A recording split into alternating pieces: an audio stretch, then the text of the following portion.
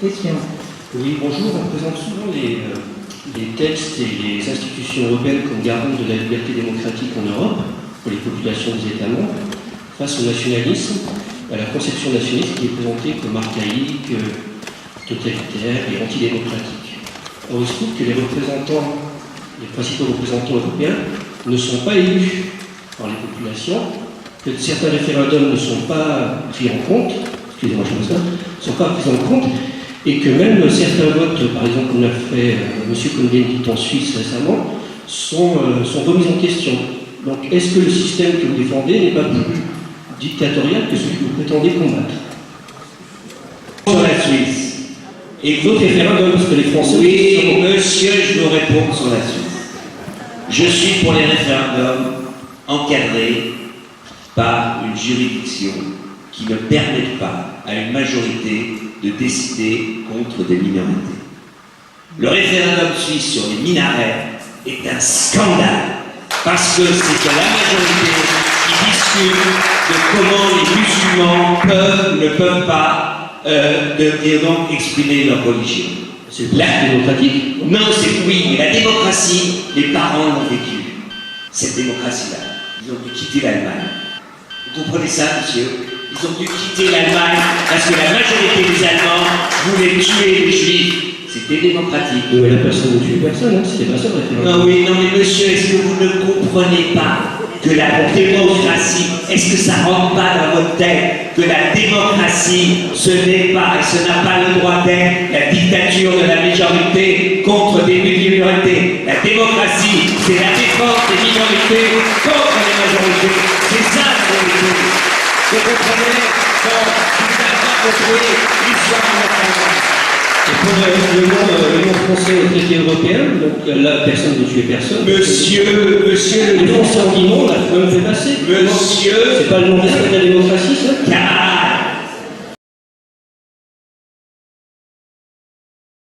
Clément Viktorovitch, qui ne s'est pas exprimé sur ce sujet. Sur cette question de la liberté d'expression, Éric Zemmour, vous expliquez qu'en démocratie, il faut respecter la liberté d'expression et qu'elle doit être absolue. Mais la démocratie, c'est avant tout le respect d'un ordre juridique. Donc vous nous dites, bien sûr que si. Aux États-Unis, en Angleterre, on a le droit de tout dire. Vous avez raison, c'est vrai que là-bas, la liberté d'expression y est absolue. En France, on a décidé d'avoir une lecture plus restrictive de la liberté d'expression. On a décidé qu'elle s'arrêtait, qu'elle était bornée et qu'elle excluait l'appel à la haine, l'incitation à la discrimination et les invectives. Bon, vous pouvez contester l'ordre juridique, mais vous ne pouvez pas dire que c'est pas la démocratie. La démocratie, c'est le respect d'un ordre juridique. Et puis, pour poursuivre... C'est faux, stop. Pourquoi vous dites... Attendez, Alors, vous ne poursuivez pas parce que c'est faux. Pourquoi vous dites la démocratie, c'est le pouvoir du peuple, par le peuple, pour le peuple. Oui, mais ça, ce n'est pas le respect d'un ordre juridique. Ça, c'est Lincoln, c'est facile à dire. C'est pas facile du tout. C'est aussi le respect d'un ordre juridique. Et je vais vous dire pourquoi.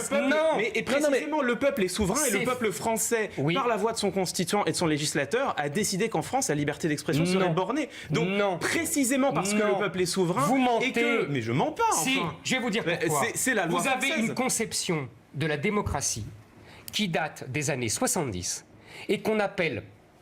Messi, monsieur. Mais non, Messi. Relisez Karine Malberg, etc. Vous le savez très bien que c'est faux ce que vous dites. C'est une conception des années 70 qui correspond à ce qu'on appelle l'état de droit. C'est-à-dire qui estime que le droit est supérieur à l'expression du peuple. Qui exprime que la Constitution et l'interprétation qu'en fait le juge sont supérieures à la volonté du peuple. Or ça, pour moi, c'est un dévoiement de la démocratie. Et c'est pour ça que je vous ai dit, la démocratie, c'est le pouvoir du peuple, par le peuple. Pour le peuple. Parce que ce que vous faites, vous, c'est ignorer la volonté du peuple. Et vous le savez très bien. Oui. Alors je vous réponds avec Zemmour. Pourquoi vous dites qu'il le sait très bien? Parce qu'il le sait très bien, parce qu'il a fait du droit et il sait que je sais qu'il sait. Oui, mais c'est ça que je ne comprends pas. Pascal, juste, je peux répondre? Oui. J'ai fait plus que du droit avec Zemmour, j'ai fait une thèse de théorie politique. Donc alors, je vous réponds.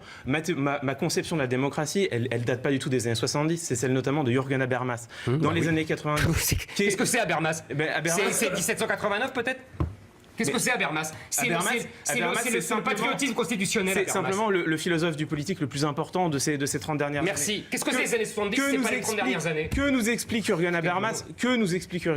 Il nous explique que précisément la souveraineté populaire et l'état de droit sont co-originaires. L'un ne va pas sans l'autre. L'état de droit sans la souveraineté populaire, ça n'est pas la démocratie, parce que vous avez raison, on n'écoute pas le peuple. Mais la souveraineté populaire sans l'état de droit, c'est la tyrannie de la majorité. Et je vous réponds, vous avez raison, la démocratie, démocratie, c'est le gouvernement par le peuple, pour le peuple et du peuple. Mais qu'est-ce que ça veut dire? Ça veut dire que nous avons un ordre juridique. Cet ordre juridique, il tombe pas de nulle part. Il ne préexiste pas. Il a été fondé par qui? Par le peuple français, par la voix de son législateur et de son constituant. Et donc, les lois dévoyées par le juge qui l'interprète. Mais le juge ne dévoie rien. C'est faux. le législateur qui a décidé que la liberté d'expression serait bornée. C'est pas le juge. C'est le juge qui l'interprète. C'est vous qui avez tort. Et donc, précisément pour cela, cette liberté d'expression, elle a été établie par le peuple. Vous pouvez le déplorer, mais c'est comme ça.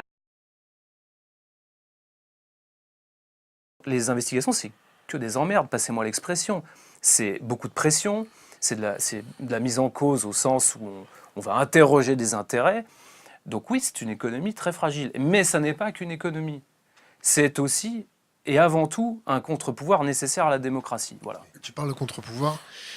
Le docteur en droit qui est à ta gauche, docteur en droit, du moins en droit de la presse, qu'est-ce qui se passe au niveau de notre démocratie si la presse se vautre? Ton avis là-dessus? Ça n'est plus une démocratie. Tu penses qu'on est encore en démocratie? Non, tu sais bien que non. Non, mais très sérieusement, je ne pense pas, mais il se plante. On a Alors pourquoi? J'essaye d'y croire. Mais enfin, tu sais, il y a quelque chose d'un peu simple à dire et qui est facilement vérifiable, c'est que le fondement même d'une démocratie, le pilier central d'une démocratie, c'est l'indépendance de la justice. Avant même de parler de la liberté d'information, etc. Donc, dès lors qu'on est en mesure de prouver que la justice française n'est pas indépendante, et c'est chiant à dire, mais elle ne l'est pas, et d'ailleurs, lors de la sortie de mon précédent bouquin, Une contestation française, j'ai fait un certain nombre de plateaux, il y a eu un certain nombre de papiers autour de ça, j'ai dit, personne n'a rien attaqué. Personne n'a absolument rien attaqué. Il n'est pas rare non plus qu'on fasse des petits déjeuners de travail avec d'anciens ministres, mais récents, hein, pas tu vois, des ministres sous Pompidou ou Giscard qui te disent « mais oui, je l'ai lu, je suis d'accord avec ça ». Et ça, c'est encore plus déprimant que tout le reste. C'est vrai. Parce que tu aimerais bien les rencontrer dans une manière de off où ils te diraient « mais non, je ne suis pas d'accord ». Mais ils sont d'accord avec ça. Et donc, si la justice n'est pas indépendante, on n'est pas en démocratie. Pourquoi ils laissent faire? Tu veux dire le gouvernement? Les gouvernements? Les ministres qui voient, qui sont d'accord avec Mais toi. parce que le pouvoir n'est pas là, Sky. Le pouvoir n'est pas là du tout. Ça, c'est un apparat. Moi, j'ai une très bonne solution qui nous permettrait d'allier nos deux expertises, c'est de mettre des caméras à l'Élysée, dans les ministères, et en faire un show télé, tu vois, en faisant croire aux gens que c'est là que ça se passe, et en leur disant la manière dont les choses se passent, et puis on filmerait le Conseil des ministres, on verrait les flonflons à la française, parce que c'est très français tout ça. Et puis on dirait aux gens dans le même temps, ça c'est du divertissement. Pour la vraie vie, pour les vraies décisions, ça se passe au sein des boîtes du CAC 40, dans les banques, dans nos industries, dans la presse aujourd'hui, mais pas dans la manière qui plaît à Jean-Pierre. Parce qu'il y a une chose qui est très simple, il y a une infographie qui a circulé, qui a été, je crois, publiée par Libé, où on voyait un éclaté de la manière dont tous les groupes de presse, tu connais... Je crois que c'est Le Monde diplomatique qui a sorti ça. Et c'était Libé a dû le Monde reprendre, bon, mais... Ouais. J'avais vu... à vérifier. Et tu voyais à qui appartenaient tous les groupes de presse français. Et en fait, tu te rends compte que 90% des groupes de presse français, donc de la presse, donc de la manière dont l'information est fabriquée et circule, comme on le disait tout à l'heure, appartient à une dizaine de milliardaires. Mais il y a un truc qui est quand même assez incroyable, c'est que si tu veux placer tes avoirs bancaires, tu peux aller vers des banquiers. Mais si tu veux consommer de l'information, il vaut quand même mieux aller vers des journalistes dans la vraie vie. C'est curieux que des gens qui ont un poids économique monumental aillent acheter des organes de presse qui sont le plus souvent déficitaires. Donc c'est quoi? Ça serait par amour de la presse et du droit de la presse? Non, c'est pas ça. Donc, sur le sujet de la démocratie... sur le sujet de la démocratie, la chose me semble simple et je défends cette position. Je crois que nous serons en démocratie quand nos dirigeants seront sanctionnés de la même manière que le sont nos concitoyens. Et aujourd'hui, ça n'est pas le cas. Si tu veux être en démocratie, il faut que nous pesions ensemble pour faire promulguer une loi au terme de laquelle, quand toi, élu de la République, élu via le suffrage universel, tu es pris avec les doigts dans le pot de confiture en train de détourner des fonds publics. On veut, nous, citoyens français, que 1, tu sois condamné sur tes deniers personnels et que 2, tu sois inéligible à vie.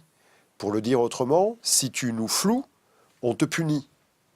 Et ça, c'est pas très compliqué de faire cette loi. Je veux dire, si les gens qui nous gouvernent ont besoin d'aide pour la rédiger. Je suis sûr que Canet les aidera, et puis qu'il y aura Koubi qui ira avec lui pour les aider. Mais non, mais tu vois, c'est très très simple.